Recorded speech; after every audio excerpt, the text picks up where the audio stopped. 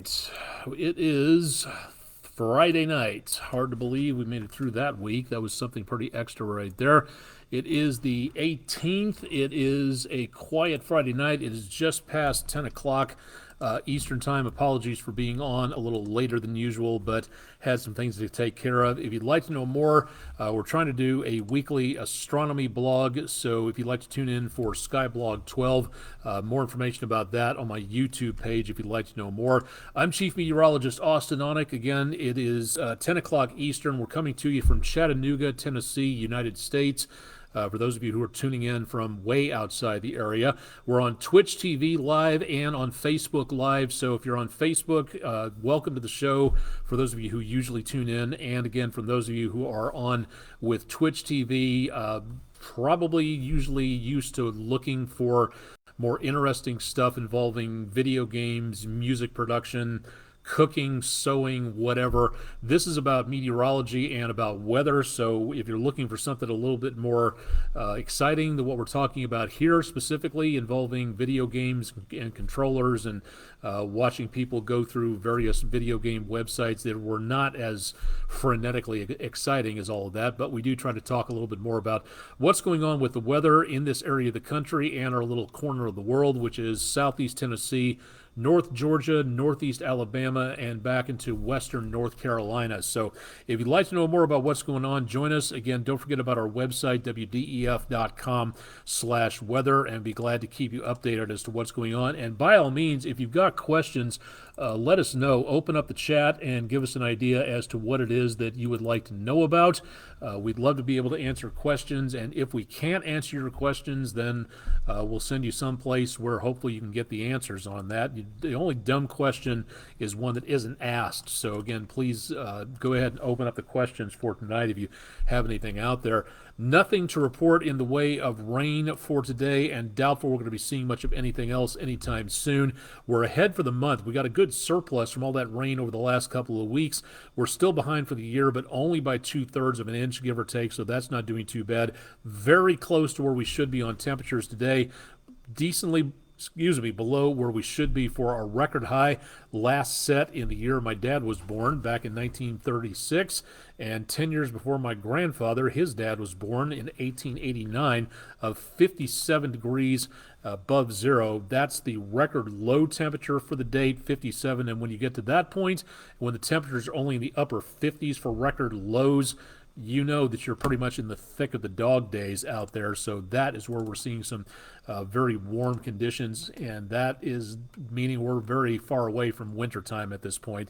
Island Cove Marina and Resort from Mark D. Cooper in Harrison, Tennessee.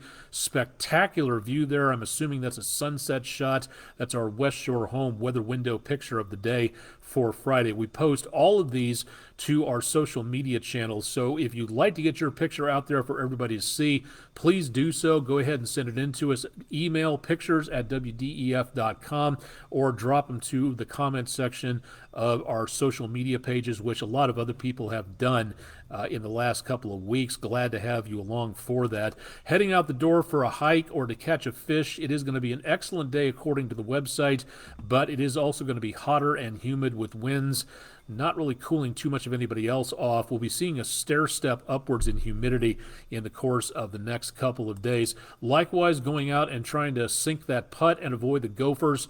We'll be looking at temperatures right around 90 with that heat index slowly starting to creep back up into the mid-90s once again as we go into and around Saturday or so. Likewise, tonight with the grill, things were pretty nice on the Food City certified Angus beef on the grill cast for Friday and into the weekend. Very toasty out there, but as Andrew Harrison, my co-anchor, likes to say, when we put thunder in here, there are no thunder weenies in the forecast.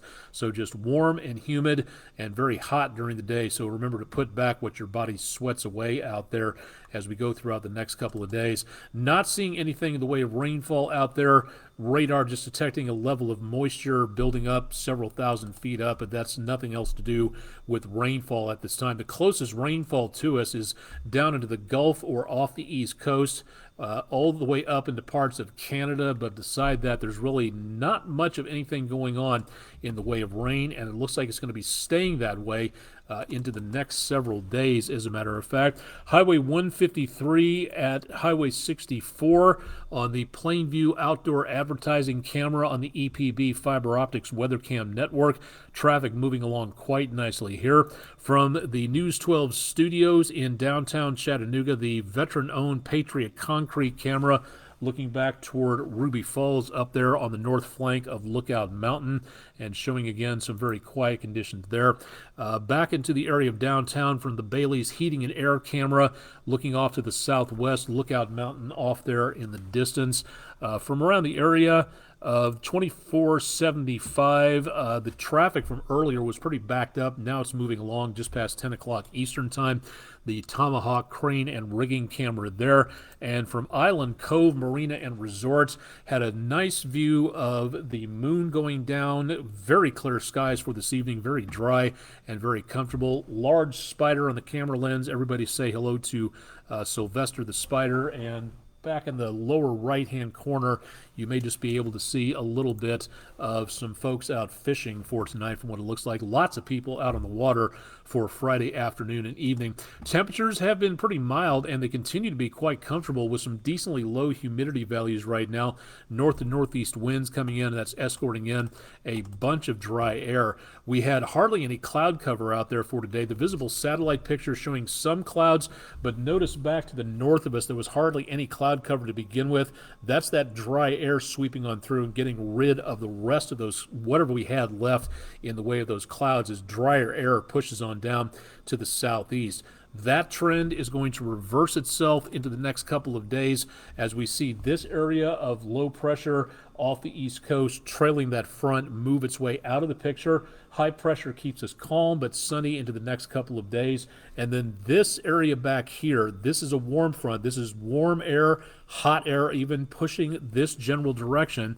And this is what is going to be giving us the warmer temperatures coming up into the next few days. This is going to be the big change in the forecast starting by Sunday as this very warm air makes its way across the Mississippi Valley. So by about 48 hours from now, this hot air will be arriving, and that's going to have a pretty decent impact on our temperatures out across much of the area.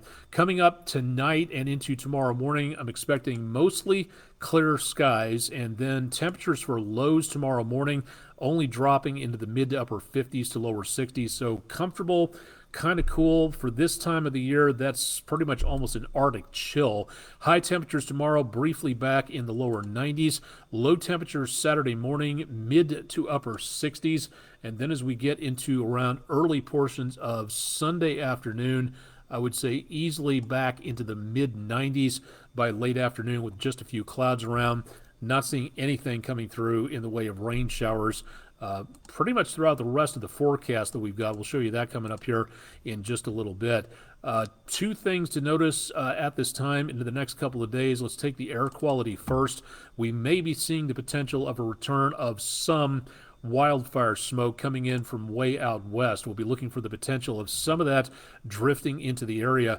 Now back to the north of us from the Pacific Northwest and Western Canada, hundreds of uncontained wildfires going on. Yellowknife, Canada is being evacuated because of the fires closing in.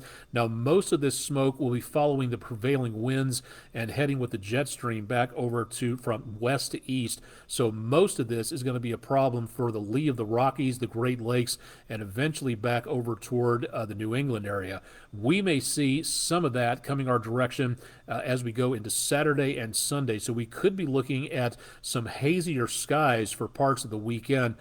Air quality diminishment, it doesn't look too bad for right now. This is mainly smoke aloft, or what is called vertically integrated smoke, the smoke that floats with those higher altitude winds. So this, as it moves through, may block out some of the sunshine and give us more gray than blue skies coming up. But right now, it doesn't look like most of that is translating down to the surface. It's going to be staying several thousand feet up. But there is that possibility that some of it could make its way down our direction, so we could see air quality indexes a little bit lower into the next few days or so. Now, the other big news for this weekend is going to be the possibility of heat as that heat dome back to our west settles on down and adds to a lot of misery out there into the next few days. This is where the heat is going to remain well above normal temperatures into the next several days for much of the southeastern quarter of the United States, and that's not good news. Now, for tonight, we have no advisories in effect for North Georgia, Northeast Alabama, Southeast Tennessee, and Western North Carolina. That is a much different story back to the west of us. From the Canadian border to the Rio Grande, we have heat advisories in the orange-shaded counties. That is for heat index temperatures. That's the temperature with the humidity to get that feels like heat index. The heat index numbers in the heat advisory, orange counties, 105 degrees, somewhere in that area. In the excessive heat warnings and the watches that will become an excessive heat warnings, in those pink shaded counties, we're expecting heat index temperatures 105 to 110 plus. That's how oppressive this is going to be. So this is dangerous heat. None of this in effect again for our area yet. But as we go into the next couple of days, some of this could translate over our direction, and we are looking at some, dare I say it, pretty miserable conditions into the course of the next several days. But let's not just talk about it. Let's give it to you in the numbers and show you what we've got going on into the next few days. Temperatures, again, for at least the weekend, lower to mid-90s, so decently comfortable here. Then we get into the next several days after that. We see numbers back in the high 90s. No triple digits, at least not yet anyway. We still have a ways to go before we kind of wander into that territory, but we're going to come doggone close. Next week's Friday Night Football could be relatively oppressive considering what we're looking at again from Friday night. Beautiful weather tonight. Next week, not so much. Looking at some pretty ugly numbers coming on through. No chance of rainfall anytime soon, and if the extended forecast holds into the course of the next several days, also from the Climate Prediction Center, we're looking at much less in the way of precipitation coming on through. So it's a good possibility that from what we can see right now, in the next several days, we are seeing again the potential of less in the way of rainfall. That's great news considering we're not looking at flash flooding potential, but it is possible, very possible, that we could see again some fairly maybe limited drought situations going into early September, because for right now, there's no rainfall predicted for next week, the next weekend, the last weekend of August, and the first few days of September. So for the next half month, good possibility, we're not seeing anything in the way of rainfall. Heat and humidity, plenty of that. Rainfall, not quite so much. So we're just not picking up too much of anything out there in the way of problems where it comes to showers, thunderstorms, severe weather, anything like that going on for right now. So definitely some good news there. All right, let's head quickly into the tropics and give you an idea as to what's going on there. We have a lot going on. One disturbance sitting over the Caribbean is expected to make its way to the west-northwest and now up to about, pardon me for a second, I should have updated this before I had the opportunity to get on here with the weather information. Let me just bring this up here real quick and check and see what the National Hurricane Center. Okay, now this one is up to a 50% chance of development as it goes into and around the Gulf of Mexico. With that heat dome in place, it's a good possibility that that big area of heat will slide this system back to the northwest, and this will not be a problem for us. If we had weaker winds, it's a possibility this could curve back with the prevailing winds and maybe give us some much-needed relief. But for right now, looks like it's going to take that westerly track over the Rio Grande Valley and maybe head up into the Great Plains states. Not great news for the wheat farmers approaching the harvest season coming up there, but it is possible we could see that. Now, out into the rest of the Atlantic, a lot of opportunity for problems out here with 3 disturbances taking place. And the last couple of days, we have now seen this raise. The one in red, the highest possibility here, that one showing again a 70% chance of development on there. Less of a chance, a 40% possibility development from this one in the middle, and less of a chance, and let me just verify that we are on the right numbers here, 30% chance from this storm system just to the east of the Leeward Islands. So this one stands more of a chance of making its way up toward Hispaniola and maybe into the Caribbean and the Bahamas. But for right now, that's the closest one outside of the one close to the Gulf. That could be giving us again some problems in the next couple of days toward Florida and the southeast United States coastline. These two, again, making their way back to the north and west. So if they eventually continue on that track, they may be a problem for the United States, maybe Bermuda, but for right now, they are still well out over the Atlantic basin. So for right now, it doesn't appear to be a major threat, but all of this needs to be watched, especially, again, if you are traveling any place across the area to take a vacation. We also have, and this has been fascinating to watch this as well, Hillary is now a major Category 4 hurricane just off the Baja Peninsula and the western coast of Mexico, sliding along to the northwest at about 12 miles per hour. So it's going along at a pretty decent clip at this point. Again, it does not appear to be a threat to around Cabo San Lucas, Cozumel, if I'm getting that right area right there. My geography on that area of the world is a little sketchy, but for right now, it's going to continue to make its way to the north and west pretty steadily. This is where it gets interesting, and watch this as we put this into motion, as we put the spaghetti plots on the screen. This thing is going to curve a little bit further back to the north, and eventually towards Sunday night, we'll be winding up around Southern California. There are now tropical storm warnings in effect for Southern California. If this makes its way into Southern California around the LA area and portions of between Needles and back toward LA, San Diego, Malibu, this will be the first time in over 80 years that a tropical storm has moved through this area of the country. That in itself, that's fascinating, and it's really cool to be able to look at statistics like that. But the main thing to look at here is if you're heading out to the coast, anything around LA in the next few days, San Diego, Palm Springs, in that area, this storm system sitting where it is over the very warm Pacific could draw in a lot of moisture, and all the way over to, say, Tucson, Phoenix, even Las Vegas, Los Angeles, in that area.